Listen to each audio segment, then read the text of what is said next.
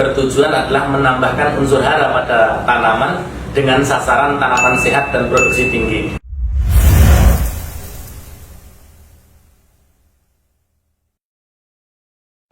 Oke, assalamualaikum warahmatullahi wabarakatuh. Selamat pagi, salam sejahtera buat semuanya, sahabat PPKS, terutama yang sangat concern terhadap tanaman kelapa sawit. Jadi pagi ini kita akan menjelaskan apa arti penting pemupukan dan bagaimana cara pemupukan efektif di tanaman kelapa sawit sendiri.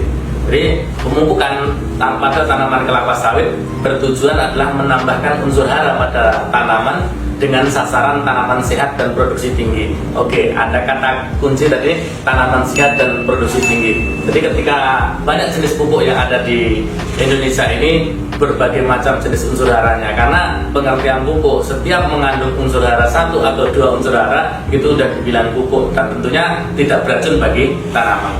Jadi supaya pemupukan efektif, pemupukan yang kita lakukan efektif, apa yang harus kita lakukan? Nah, yang pertama adalah tepat jenis. Nah, tepat jenis. Jadi kita strateginya memupuk pupuk apa? Pupuk di kita saat ini adalah 2 pilihannya. Ketika tepat jenis, yaitu pupuk tunggal, atau pupuk majemuk. Nah, kedua hal, mau pupuk tunggal maupun majemuk, yang penting memenuhi kebutuhan tanaman itu tidak menjadi masalah. Contoh pupuk tunggal ini yang biasa kita lakukan, ya biasanya adalah dolomit, kemudian RP atau TSP, kemudian urea atau ZA, kemudian KCl. Baru ada unsur mikro itu antara boron, Cu, ataupun Fe. Nah, inilah pupuk tunggal. Kemudian pupuk majemuk apa? Nah, pupuk majemuk ini sekarang sudah banyak berbagai jenisnya. Jadi pupuk ada pupuk gabungan 2 unsur ataupun 3 unsur. Nah, yang paling dominan biasanya adalah 3 unsur. Nah, NPK, ada NPK Mg, ada NPK Mg dan B, ada yang NPK plus TE, kan seperti itu. Nah, TE sendiri ini trace elemen. Ini ada berbagai jenis, ada boron, ada Cu, ada Fe. Nah, ini tujuannya adalah untuk bagaimana mempermudah aplikasi tanaman secara langsung. Nah, ini ada tunggal, ada majemuk. Nah, tepat yang selanjutnya apa? Yang kedua adalah tepat dosis. Nah, tepat dosis. Nah, di sini inilah bermainnya teknologi pupuk itu dilakukan. Kenapa? Karena di tempat dosis itu sebenarnya PPKS nanti ada di bawah sini, ada dosis tunggalnya, baik di areal mineral maupun areal majemuk, di areal gambut ini akan terpisahkan. Kenapa berbeda? Karena defisiensi haranya juga akan berbeda. Di sini ada gambut. Nah, tentunya di mineral sama gambut dosisnya juga akan berbeda. Kan seperti itu. Nah, ketika tepat dosis kita menggunakan tunggal atau majemuk, ini unsur haranya bisa ditingkatkan. Hanya saja kadang di majemuk ini sudah menghitungkan efisiensi pemupukan, sehingga otomatis hara antara total tunggal dengan hara total majemuk akan berbeda. Kenapa? Karena di majemuk biasanya bentuk pupuk maupun teknologi pupuknya sudah berbeda, sehingga sudah ada efisiensi di situ, sehingga unsur haranya sudah berbeda. Nah, ini tepat jenis, tepat dosis. Nah, ketiga adalah tepat waktu. Nah, pemupukan kelapa sawit akan efektif apabila curah hujannya cukup, seperti halnya kebutuhan air di dalam tanaman. Kenapa? Karena kebutuhan air akan diikuti dengan pemberian pupuk. Nah, ini biasanya kalau tepat waktu pada saat curah hujan cukup. Nah, ini setidaknya biasanya di atas 120 mm. Nah, berhenti pupuknya kapan? Ketika lebih dari 300 mm. Nah, inilah yang harus diperhatikan, 120 sampai 300. Jadi ketika sudah hari berturut-turut untuk urea 7 hari, misalkan 7 hari tidak ada hujan, maka tidak perlu untuk udah dihentikan pemupukan urea, dihentikan, kan gitu. Tujuannya apa? Supaya serapan urea ini efektif, seperti itu. Nah, itu salah satu dari berbagai macam jenis kenapa harus tepat waktu supaya serapan haranya maksimal. Nah, yang keempat itu adalah tepat frekuensi, kan gitu. Tepat frekuensi. Nah, ini sering kali para sahabat BPKS selalu menanyakan, Pak, dalam 1 tahun saya harus pupuk berapa, kan gitu.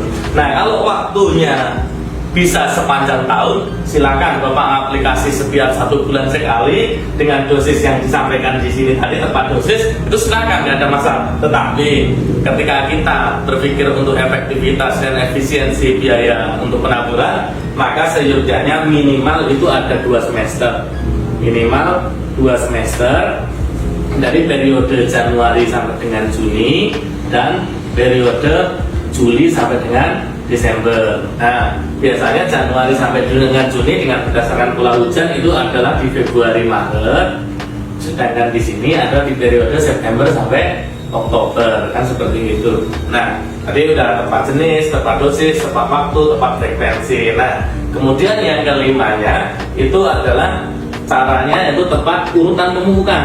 Nah, ini tepat urutan pemupukan. Nah, tepat urutan pemupukan itu apabila kita menggunakan tunggal, maka urutannya adalah polanya odrum seperti yang saya sampaikan, kan gitu.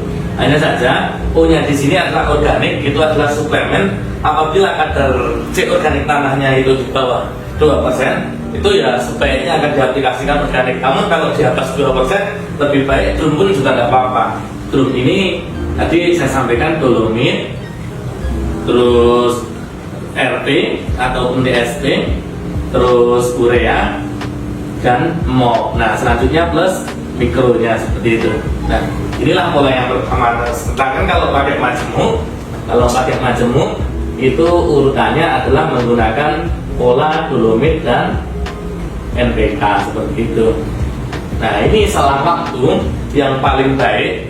Kalau pakai organik ke dolomit, ini sebenarnya selangnya 2 minggu saja, kan gitu. Supaya apa? Kenapa kok harus 2 minggu? Setidaknya ketika sudah basah, sudah ada terjadi serapan. Nah, kenapa seperti itu? Kalau 2 minggu, nah organiknya tentunya ini akan meningkatkan kadar organik tanah untuk meningkatkan serapan hara maupun kejenuhan basahnya.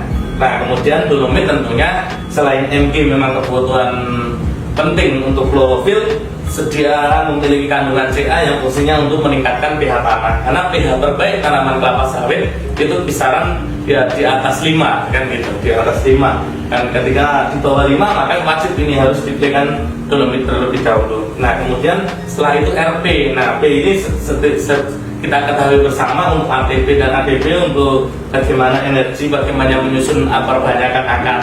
Ya, kita ketahui bersama akar yang paling efektif penyerapan hara adalah akar tersier dan kuarter, dan itu merupakan yang paling efektif. Nah, kemudian U-nya apa? Urea. Nah, urea ini untuk daun kelapa sawit. Nah, semakin hijau daun kelapa sawit, tentunya asimilat yang dihasilkan akan semakin banyak. Tentunya asimilat yang dihasilkan semakin banyak akan lebih efektif lagi. Nah, yang terakhir itu MOP itu muriato potasium atau KCl. Nah, di sini adalah K2O yang berfungsi untuk bunga dan buah. Nah, itu sangat efektif kan untuk tanaman kelapa sawit. Dan satu lagi adalah mikro, namanya boron. Nah, boron ini reaksi enzimatik yang sangat membantu untuk penyerbukan.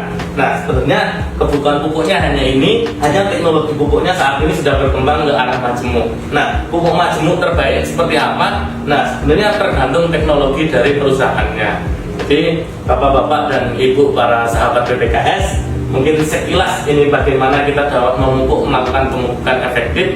Dan tentunya saat ini menjelang puasa, menjelang lebaran dengan harga tertinggi saat ini, bapak-bapak dan ibu sekalian harus mendahulukan pemupukan supaya produksi di semester 2 itu akan lebih tinggi dibandingkan dengan semester 1. Nah, terima kasih untuk para sahabat BPKS. Semoga yang sebentar ini bermanfaat untuk kita, dan selamat bekerja dan tingkatkan produksi kelapa sawit untuk kesejahteraan kita. Terima kasih.